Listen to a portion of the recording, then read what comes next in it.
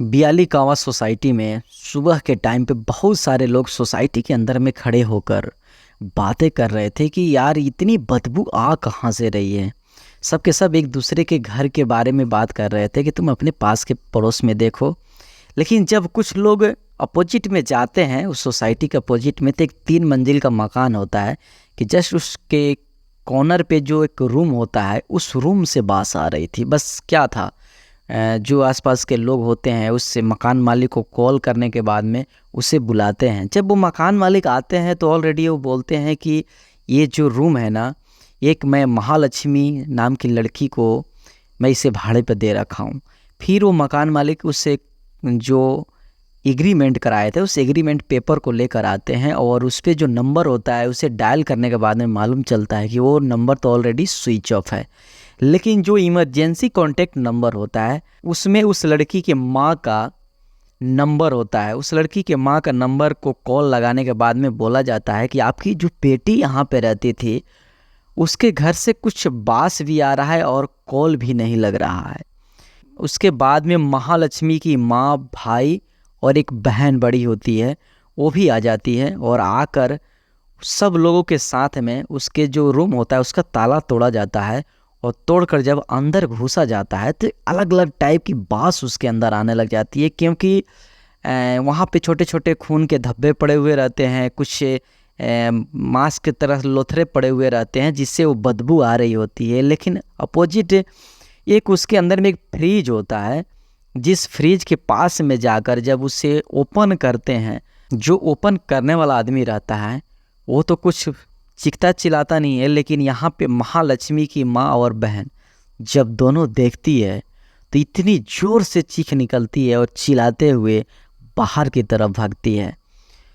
और जब वो बाहर की तरफ भागती है उसके बाद में पुलिस को इन्फॉर्मेशन किया जाता है। जब पुलिस आती है तो उस महालक्ष्मी के छोटे छोटे टुकड़े को इकट्ठे करके और पोस्टमार्टम के लिए भेज दिया जाता है। तो दोस्तों, ये तो क्लियर हो चुका था कि यहाँ पे जो बॉडी है वो महालक्ष्मी की है, लेकिन महालक्ष्मी की आखिर इतने टुकड़े करने वाला था कौन? आखिर महालक्ष्मी की मर्डर हुई क्यों? तो चलिए जानते हैं पूरी आज के शुरुआत स्टोरी से। महालक्ष्मी जो एक देखने में बहुत खूबसूरत और खुली मिजाज की औरत रहती है, जिसका 2021 के आसपास में शादी हुआ रहता है। एक्चुअली वो लोग नेपाली फैमिली होता है, लेकिन उनके जो फैमिली ऑलरेडी जो पहले से होते हैं, यानी 25-30 साल पहले से आकर बेंगलोर में बस जाते हैं, लेकिन उनका आना जाना नेपाल अक्सर लगा हुआ रहता है।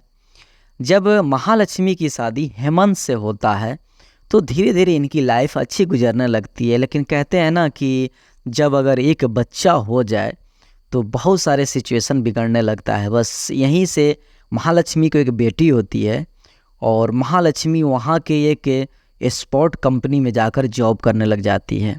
और जो महालक्ष्मी की हस्बैंड होते हैं हेमंत, वो मोबाइल का एक अपना शॉप खोलकर वो भी अच्छा खासा कमाई करने लगते हैं। लेकिन यहाँ पे जो महालक्ष्मी रहती है वो एक खुले मिजाज की रहती है। वो अक्सर अगर वो स्पॉट में काम कर रही है तो ऑलरेडी किसी न किसी से उसके बातचीत होते रहता है। इसलिए इस चीज़ को देखते हुए हेमंत अक्सर महालक्ष्मी से लड़ाई कर रहा होता है कि नहीं, अगर तुम किसी और से अफेयर कर रही हो, बातें कर रही हो, तो ये सही नहीं है। और ये जो लड़ाई होता है हेमंत का और महालक्ष्मी का, ये ज़्यादा हो जाता है। और उसके बाद में महालक्ष्मी और हेमंत जो होते हैं वो अलग होने का फैसला कर लेते हैं और पार्टीशन भी डाल देते हैं डिवोर्स के लिए। बट इसके बीच में हेमंत जो इल्ज़ाम लगा रहा होता है वो उसी स्पॉट में काम करने वाला अशरफ के ऊपर इल्ज़ाम लगा रहा होता है कि मेरी जो बीवी है वो अशरफ से प्यार करती है और अशरफ के चंगुल में फंस चुकी है। लेकिन यहाँ पे हर वक्त महालक्ष्मी एक ही बात बोलती है कि जिसका अगर गलत सोचो तो ऑलरेडी वो गलत ही होता है। उसके बाद में हेमंत और महालक्ष्मी दोनों अलग हो जाते हैं। महालक्ष्मी क्या करती है कि जाकर बियाली कामा जो सोसाइटी होता है वहाँ पे जाकर एक रूम भाड़े पे लेती है और वहाँ पे रहने लग जाती है। लेकिन यहाँ पे महालक्ष्मी को एक चीज़ और टेंशन हो जाता है कि उसकी जो 4 साल की बेटी होती है उसे लेकर वो एडजस्ट नहीं कर पाती है, क्योंकि उसकी अगर बेटी उसके साथ में ऑलरेडी रह रही है तो फिर उससे कहीं पे लेट से आना जाना या घूमना या फिर जो भी इंजॉय करना वो नहीं हो पा रहा था। तो ऑलरेडी वो क्या करती है कि जो अपनी बेटी है वो जाकर अपने हेमंत को, यानी जो हस्बैंड होते हैं जिसे वो तलाक ले चुकी रहती है ऑलरेडी, तो उससे जाकर वो दे देती है। उसके बाद में वो खुले मिजाज की हो जाती है। तो अक्सर वो स्पोर्ट की कंपनी में आती है जाती है, लेकिन यहाँ पे जो हेमंत आरोप लगाते हैं कि अशरफ से कांटेक्ट है, लेकिन यहाँ पे महालक्ष्मी को अशरफ से सिर्फ दोस्ती रहता है। यहाँ पे जो मोहब्बत और प्यार की बातें होती है वो महालक्ष्मी को एक मुक्ति रंजन प्रताप रॉय के नाम से जो एक लड़का होता है जो उसी स्पॉट में काम कर रहा होता है, उसके साथ में महालक्ष्मी का अफेयर चालू हो जाता है और दोनों ऑलरेडी रिलेशन में रहने लग जाते हैं। लेकिन यहाँ पे क्या होता है कि जब मुक्ति अक्सर महालक्ष्मी से मिलने आता है तो महालक्ष्मी किसी न किसी वजह से उससे झगड़ा करने लग जाती है, और कभी पैसे के लिए, कभी फैमिली सिचुएशन के लिए, कभी शादी के लिए। लेकिन यहाँ पे मुक्ति रंजन जो होता है वो महालक्ष्मी को 5-7 लाख रुपए ऑलरेडी ऐसे ही लुटा चुका होता है, जिस वजह से मुक्ति को एक अलग ही प्रेशर होता है कि अगर ये मेरे साथ रिलेशन में है तो बहुत कुछ ऐसा भी हो सकता है कि आगे चलकर हम लोग अपने जीवन को एक अच्छे से मोड़ पे लेकर चले। लेकिन यहाँ पे जो महालक्ष्मी होती है वो खुले मिजाज की होती है। उसे मालूम होता है कि अगर फिर से मैं मुक्ति रंजन के बंधन में बंध गई तो मेरा जो लाइफ है ना वो ख़त्म हो जाएगा। तो इसी बात को लेकर अक्सर मुक्ति से और महालक्ष्मी में लड़ाई होता रहता है। एक दिन की ऐसी बात है कि मुक्ति जो है अपने घर पे बैठा हुआ रहता है, अपने रूम पर बैठा रहता है। उसको एक प्रेशर होता है माथे में कि क्यों ना इस मैटर को सॉल्व किया जाए। वो ये सोच लेता है कि आज मैं जब महालक्ष्मी से मिलूंगा तो मैं बोल दूंगा कि देखो मेरे साथ रिलेशन में रहना है तो ऑलरेडी रहो, अगर नहीं रहना है तो मेरे जो कुछ अमाउंट आप पैसे ले रखी हो मुझे रिटर्न कर दो और हम दोनों अपने जो रिलेशनशिप है इससे अलग हो जाते हैं। इसी बात को लेकर मुक्ति महालक्ष्मी के घर पे पहुंचता है और वहाँ पे जाने के बाद में महालक्ष्मी जो होती है वो बातें बातें में ज़्यादा झगड़ा करने लग जाती है। मुक्ति को वहाँ कुछ अपशब्द बोलकर और मारने भी पड़ जाती है, जिसके वजह से मुक्ति चंद एक हठा-कठा इंसान होने के साथ में गुस्सैल भी होता है, जो वहाँ पे महालक्ष्मी को बहुत बुरी तरह से मारता है, जिससे महालक्ष्मी बेहोश हो जाती है। उसके बाद में मुक्ति क्या करता है कि गला दबाकर वहीं पे मार देता है। महालक्ष्मी ऑलरेडी वहाँ पे मर चुकी रहती है। अब सिचुएशन ये हो जाता है यहाँ पे मुक्ति को कि महालक्ष्मी तो मर गई है तो इसके बॉडी को ठिकाने कैसे लगाए, बस इसी को लेकर मुक्ति जो होता है वो कुछ यूट्यूब पे नेट पे सर्च करता है कि लाशों को ठिकाने कैसे लगाए। तो कुछ दिन पहले ही सेम तरह का एक मर्डर भी हुआ रहता है।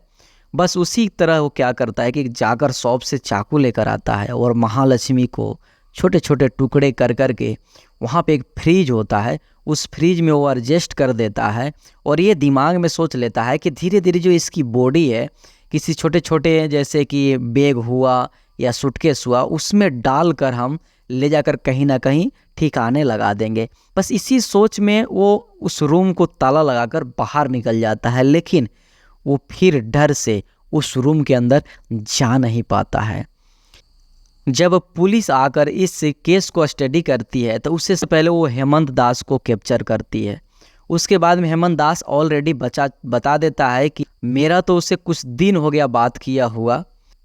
जब वहाँ पे पुलिस को महालक्ष्मी का मोबाइल मिलता है तो उस मोबाइल में सिर्फ एक कॉल जो होता है वो मुक्ति का ही कॉल होता है। सिर्फ 2 अगस्त तक ही उसमें कॉल आता है और उसके बाद में वो मोबाइल स्विच ऑफ हो गया रहता है। इसके बाद में उस कॉल के आधार पे ही इसे मर्डर करने वाले जो मुक्ति होता है उसके पता लगाया जाता है। तो मालूम चलता है कि मुक्ति जो है उसका एक भाई भी इंजीनियर होता है जो वहाँ के पास में एक रूम लेकर वो पढ़ाई कर रहा था। जब पुलिस जाकर उसके भाई पे टॉर्चर करती है तो उसका भाई भी सारा का सारा डिटेल्स यहाँ पे बता देता है कि महालक्ष्मी के चंगुल में कैसे मेरा भाई फंस गया था और वहाँ से निकलने के लिए वो बहुत सारा बेचैन भी था, लेकिन उससे गलती हो गया है। लेकिन ऑलरेडी पुलिस यहाँ पे छानबीन कर रही होती है, लेकिन यहाँ से सीधा जब मुक्ति निकलता है तो अपने घर उड़ीसा के लिए चल देता है। मुक्ति जो होता है वो घर पे जाता है, अपने माँ बाप से सबसे मिलता है, लेकिन उसके अंदर में एक डर सी बस गई होती है कि पुलिस को आज नहीं तो कल मालूम तो चल जाएगा। वहाँ से सीधा वो कोलकाता जाता है। कोलकाता जाता है तो उसे मालूम चल जाता है कि बेंगलोर के अंदर में एक मर्डर हुआ है जो फ्रिज के अंदर में मिला हुआ है, जिसका नाम महालक्ष्मी है। और वहाँ से भी मुक्तिचंद्र बहुत ज़्यादा डर जाता है, जो मुक्ति रंजन होता है। सीधा वहाँ से कोलकाता से रिटर्निंग अपने उड़ीसा के लिए निकल जाता है। उड़ीसा जाता है, अपने मम्मी पापा से मिलता है और ऑलरेडी वो सुबह 4 बजे के आसपास में अपने एक छोटा सा बैग लेता है जिसमें लैपटॉप, कुछ कागज़ और घर की एक स्कूटी लेकर वो निकल जाता है। जाकर एक सुनसान जगह पे पेड़ पे जाकर अपने आप को फांसी लगाकर जान दे देता है। उसके बाद में पुलिस जब स्टडी के लिए वहाँ पहुँचती है तो मालूम चलता है कि जो क्राइम किया है अब तो इस दुनिया में है ही नहीं ऑलरेडी। लेकिन पुलिस वहाँ से पूरी रिपोर्ट और उसकी एक डायरी होता है वो लेकर आती है और इस केस की जब खुलासा होता है तो ऑलरेडी ये कहानी मैं आपको बता चुका हूँ, सेम इसी तरह से होता है। लेकिन यहाँ पे देखा जाए जब अशरफ को पकड़ा जाता है तो अशरफ को भी पुलिस छोड़ देती है क्योंकि कुछ उसके खिलाफ सबूत मिलता नहीं है। उसके बाद में हेमंत दास भी ये हो जाता है। लेकिन बात यहाँ पे ये हो जाती है कि आखिर गलती किसका था। देखा जाए तो गलती दोनों का ही था, क्योंकि अगर आप रिलेशन में रहते हैं तो रिलेशन में रहने के लिए बहुत कुछ सहना पड़ता है। तो हेलो गाइस, अगर मेरा वीडियो आप लोग को अच्छा लगा हो तो लाइक और सब्सक्राइब करें। मिलते हैं इसी तरह से एक न्यू